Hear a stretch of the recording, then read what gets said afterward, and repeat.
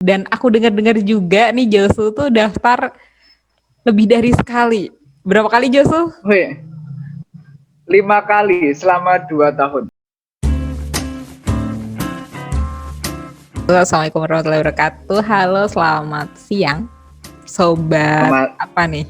Pejuang jurusan. Hari ini kita bakal punya narasumber kece luar biasa. Tokohnya UGM gitu ya di mataku dan di mata banyak orang ya kan. Kita kenalan dulu sama Josu. Kenalan singkat dong Josu. Halo, assalamualaikum warahmatullahi wabarakatuh.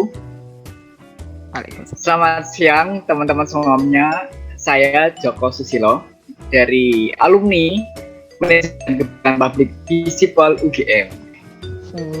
Ya, itu sedikit perkenalannya. Terima kasih sudah mau bergabung di siang hari ini. Yeay, Josu, aku dengar-dengar nih, Josu itu dulu kan SMK ya kalau nggak salah ya Josu ya? Itu STM Teknologi Informasi, prodinya multimedia. Tuh, dari multimedia gitu kan, terus milihnya manajemen dan kebijakan publik, dan aku dengar-dengar juga nih Josu tuh daftar lebih dari sekali. Berapa kali Josu? Wih, 5 kali selama 2 tahun. Mantap. 5 kali selama 2 tahun dan UGM gitu. Kenapa sih Josu harus UGM dan gimana gitu? Akhirnya bisa ke situ. Karena sebenarnya masuk ke UGM itu sudah cita-cita dari SMP sih. Dulu aku di buku tulis ya kalau nggak UGM ITB ya. Itu dulu karena ya imajinasinya dulu UGM banyak melahirkan pemikir-pemikir keren. Katanya kampus kerakyatan gitu. Maka sebagai rakyat aku harus masuk kampus kerakyatan. Sebagai anak petani, saya adalah rakyat, maka kampusnya harus kerakyatan. Ya itu gitu dulu sih imajinasinya. Ya selain mungkin masuk kampus tertua, kampus di zaman kemerdekaan, jadi ada relasi historis juga. Dan dalam konteks keilmuan, Visipol UGM cukup inilah kompetensinya, terus orientasinya menarik buat dimasuki gitu. Josu kalau boleh tahu tuh 5 kali itu apa aja sih tesnya? Aku dulu kan lulus 2012. Karena aku dulu SMK, habis itu ikut program pendek college itu ke Thailand gitu. Nanti kita bisa ngobrol apa beda SMK dan college di Thailand atau di vokasional di Jerman. Nah intinya singkat itu, ya aku 2012 itu masuk ke UGM. Pertama 2012 itu aku jalur undangan. Aku dulu daftarnya HI, 2012 itu sebenarnya aku HI baru MKP 3 kali. Undangannya HI, ujian tulisnya HI, ujian mandirinya MKP waktu itu. Nah itu nggak lolos lah. SNMPTN, SBM sama UN. Terus 2013 itu aku daftar MKP sebenarnya di ujian tulis nasional SBM, cuma di UM-nya, tapi aku belum lolos waktu itu. Bisa aku ikut UM. UM itu sebenarnya aku dulu, wah kalau nggak masuk UM nggak mau kuliah. Karena kuotanya tinggal 8 kursi jalur UM itu dari 70-an kursi di MKP. Ya akhirnya aku MKP itu pilihan pertama karena setelah 1 tahun aku ikut program di masyarakat, ngembangin desa, akhirnya aku justru lebih condong ke MKP yang khususnya di public policy ya, kebijakan publik. Nah akhirnya minatku selama 1 tahun gap year itu justru pengalaman di lapangan semakin memantapkanku buat ke public policy, khususnya development policy. Ya, akhirnya aku daftar MKP di ujian mandiri dan alhamdulillah lolos. Ya walaupun orang dulu sangat menyayangkan kenapa yang juara 1 sampai SMK bahkan nggak lolos, ya mungkin itu jalan lain. Jadi jangan pernah gantung diri kalau gap year ya. Yang penting diisi ke sesuatu yang lain.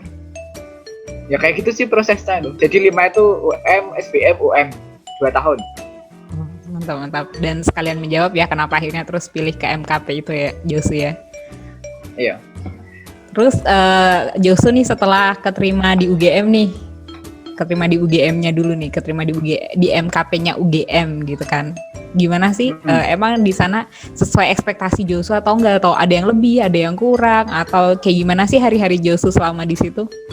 Kalau secara kurikulum sesuai ekspektasi. Karena kalau diangkatkan kebagi dua konsentrasi, manajemen publik sama kebijakan publik. Nah, manajemen itu ya dia ngurusi SDM, anggaran publik, perencanaan anggaran, ya sangat teknokratis juga di manajemen. Bagi yang minat ke kerja-kerja teknokratis ya konsentrasinya manajemen publik. Nah, karena kalau public policy itu lebih ke ada irisan politik lah ya, kayak kamu merumuskan kebijakan gimana negosiasi, advokasi, buat policy brief dan lain sebagainya. Jadi relasi politik kekuasaannya, ekonomi politiknya menurutku lebih kuat di konsentrasi kebijakan. Nah, akhirnya aku memilih kebijakan publik. Konsentrasinya itu di tahun kedua aku baru konsentrasi, tapi kalau tahun pertama dulu di angkatan aku tuh masih kuliah bareng.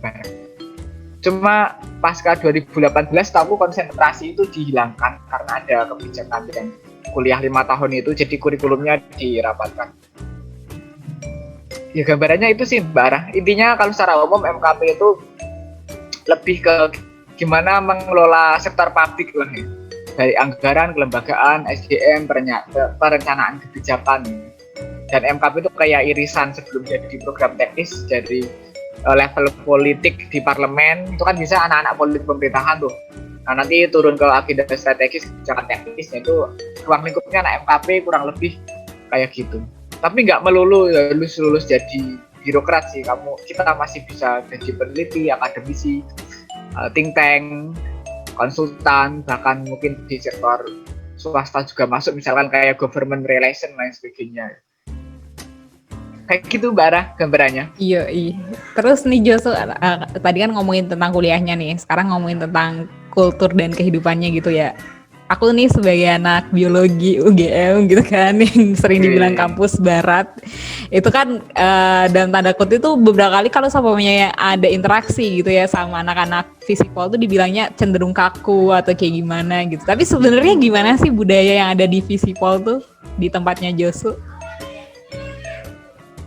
Kalau Visipol itu inilah lebih critical thinking lah ya, lebih terbuka karena justru ruang kelas itu dituntut buat perdebatan, perbedaan pendapat dan lain sebagainya.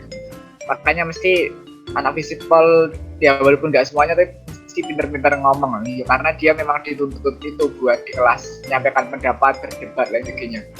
Ya ilmu sosium itu memang tidak pasti ya, makanya harus terlalu diperbarui dikritik. Ya mungkin beda sama konteks teori sains eksakta yang ya itu saklek harus kayak gitu. Nah itu dinamikanya itu secara kurikulumnya. Terus kalau secara kehidupan sehari-harinya biasanya orang dosen-dosen Visipol itu nggak berkenan kalau dipanggil bapak ibu gitu. Mereka bisa manggilnya mbak, itu kayak komitmen kesetaraan, lebih ke kolegialnya, kedekatannya kayak gitu sih. Ya mungkin beberapa kasus misal di fakultas kalau nggak dipanggil prof nggak membalikkan badan. Nah, kalau di Visipol ada tren bahkan ya nggak terlalu penting gelar itu manggil, ya sesuai interaksi aja, karena kan konteks ruang kita kan ruang sosial ya, jadi tidak begitu terjerat sama labeling diri, gelar dan sebagainya. Aku merasakan itu sih, selain perdebatan yang lebih terbuka itu secara analisis, secara menanggapi isu dan sebagainya. Berarti pantas ya Josu nih pinter orasi teman-teman. Kalau ngomong sama kalau debat sama Josu, kalau debat sama Josu antara siap-siap lama atau siap-siap kalah. Terus pertanyaan berikutnya nih Josu. Jadi kan tadi kan Josu yang tadi bilang nih kayak berarti kan tesnya banyak banget nih dari Josu kan. Josu ada nggak sih tips dan trik buat belajar ke teman-teman gitu? Tipsnya, karena aku dulu anak SMK ya, anak STM. Anak STM itu kan materinya kan sangat taktis ya. Nah, tantangannya kalau bagi anak STM harus mengejar materi yang itu biasanya materi-materi tes kan cenderung soal-soal anak-anak SMA ya. Ya, kalau sebagai anak STM aku harus lebih banyak tentang latihan-latihan soal kayak anak-anak SMA. Apalagi aku kan ini ya, dulu dari IT ke politik ya, itu kan beda klaster. Nah cuma sebenarnya kalau anak STM, kalau kamu linear misalkan anak IT ke IT-nya UGM, kamu memang akan susah mungkin masuknya, tapi ketika masuk aku yakin lebih jago dari maba-maba yang lain karena 3 tahun lebih awal dapat skill itu. Nah itu sih dinamikanya yang pertama itu memang berat latihan soal. Terus yang kedua, setiap orang itu punya karakter masing-masing ya, cara menerima materinya, apakah dia basis suara, gambar, dan sebagainya. Nah kalau bisa mengkombinasikan itu. Ya kadang aku sering merekam, aku ngomong sendiri tentang topik tertentu aku dengarkan gitu. Atau banyak latihan soal, karena sebenarnya di tes-tes masuk univ itu nggak hanya kemampuan nulismu, tapi emosionalmu ketika di pressure sama waktu dengan soal sebanyak itu kamu harus mengerjakan. Dan ingat setting soal-soal masuk univ itu memang tidak disetting untuk dikerjakan semua, tapi gimana manajemen waktu. Yang cara simulasinya ya harus latihan soal, dikasih timer gitu. Berapa jam dapat berapa, yuk dicek kebenarannya dan sebagainya. Itu akan terlatih. Itu ya latihan. Terus yang ketiga, apa ya persiapannya? Ya menurutku selain ikhtiar itu juga harus tawakal, maksudnya harus imbang lah ya, religiusitasnya itu tetap perlu dukungan doa dan sebagainya. Kayak gitu sih menurutku. Yang ketiga, terus yang keempat ya kamu yakin sama diri sendiri kalau memang pilihanmu itu dan konsekuensinya harus memperjuangkan. Kayak gitu, diperjuangkan Mbak Ra. Ngomongin memperjuangkan bisa kemana-mana ini bahasan kita ya.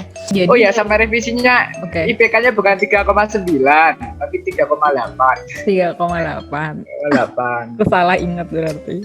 Tetaplah. Buat aku yang belum pernah dapat IP cum laude ya, itu prestasi luar biasa. Berarti Josu ini udah menyadari dari SMP nih kalau Josu tuh passionnya emang ke arah visipol gitu ya, tapi tetap masuk ke SMK buat skillnya kayak gitu.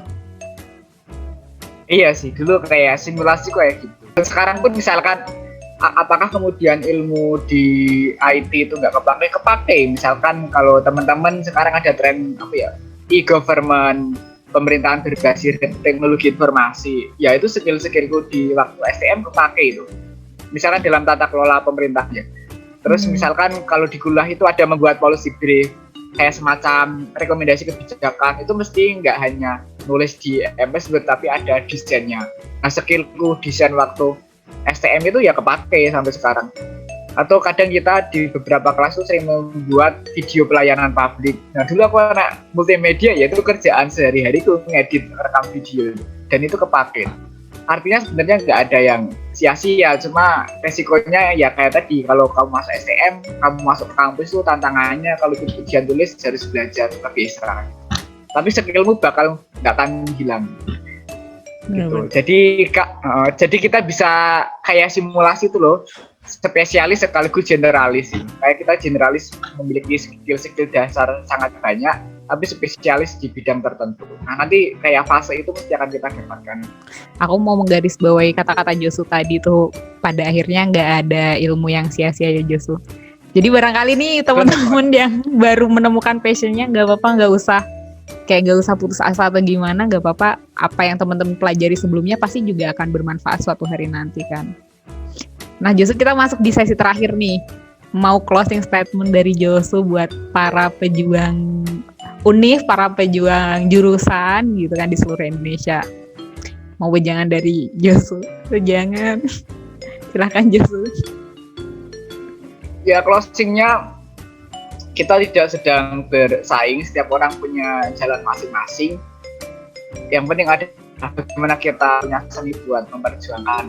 Dan bagi teman-teman yang masuk ke kampus, ya jangan pernah menjadi orang yang merasa menara gading atau elit tuh. Sepintar-pintar kita tetap semakin tinggi jenjang kuliahnya, pendidikannya itu harus punya keterlibatan sosial yang juga semakin besar itu. Kampus kemudian menurut saya tidak hanya soal kita mendapat gelar sarjana, tapi gimana memupuk rasa kemanusiaan, kesejahteraan sosial, dan berpihak untuk memerdekakan dan memperdayakan orang melalui jalan-jalan pendidikan. Dan pendidikan adalah salah satu ujung tombak untuk merubah peradaban. Kayak gitu Mbak Ara. Selamat masuk ke kampus. Keren Josu, ini nih yang bikin aku kagum dari dulu sama Josu adalah sifat sosialnya yang luar biasa.